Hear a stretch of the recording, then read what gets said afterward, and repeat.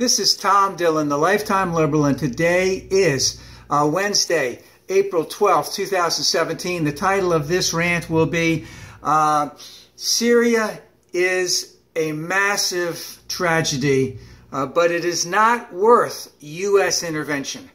So with what's been going on with Syria, it's hard to think that we should get any more involved. And these are some of the things that Obama knew from way back when that I certainly hope that Mr. Minority knows right now.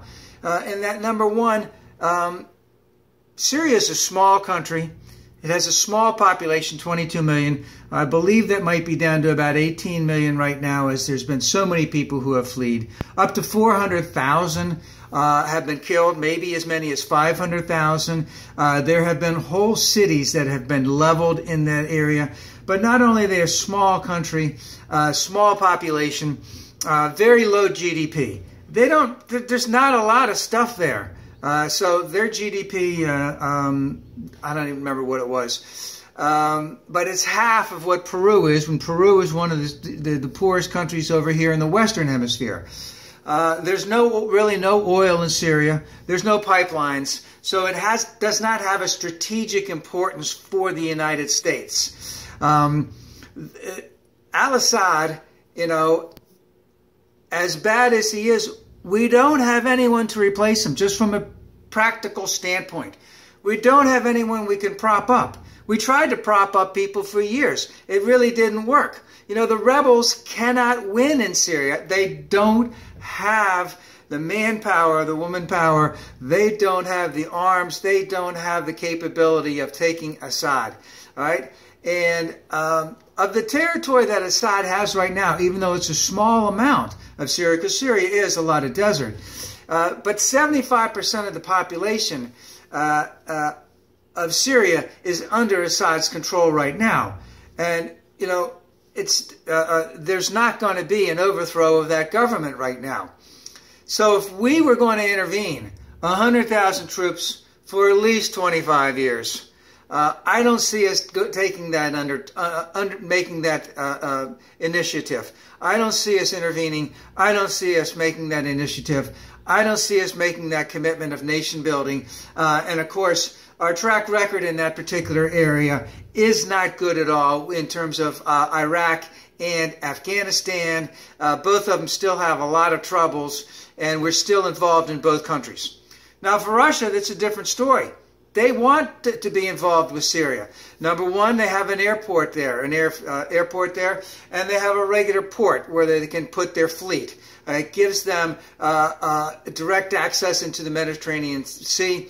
It also, by the way, gives them a lot of influence. At least then they want to feel that they have some influence there. Now let's remember, we've got ports in Turkey. We've got ports in our bases in Turkey, ports in Italy, ports in Greece. We probably have other stuff there I don't know of. We have a partner in Israel there, so we could use their stuff whenever we want, if that ever came to be necessary.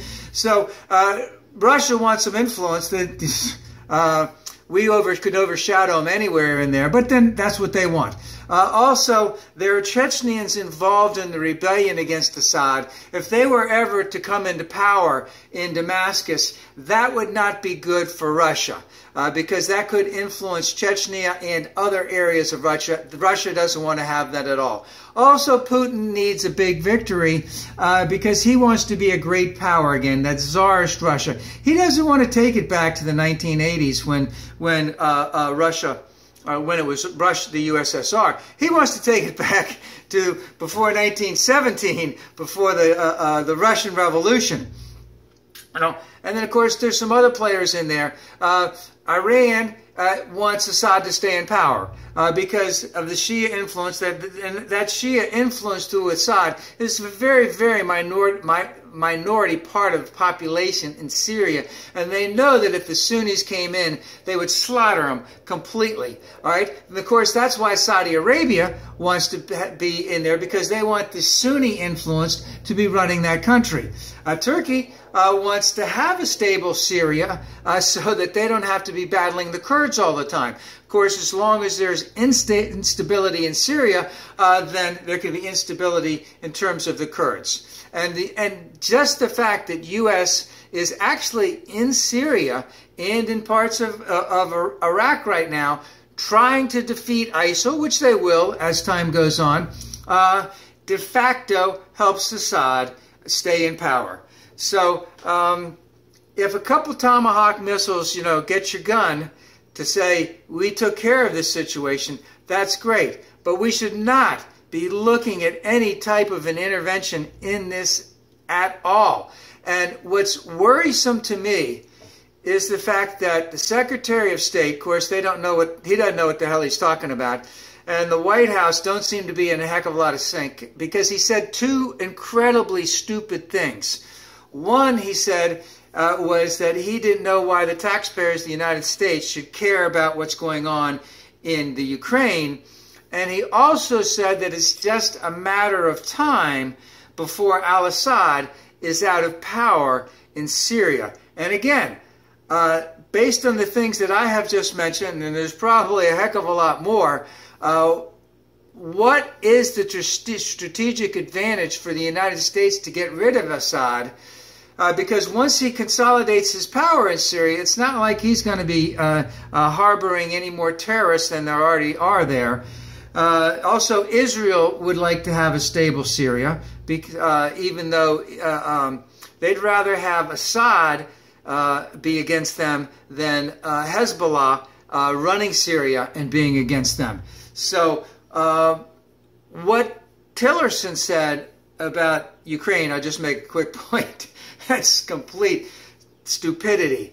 And saying that it's only a matter of time that Assad is going to be out of there just tells me that there's such simplicity of thought on the part of these people who are running our government that we need to be very, very wary about this, because things aren't going well for the minority administration, and they may need something to prop them up. They're looking to go back into taking care of Obamacare. Don't know how that's going to come about.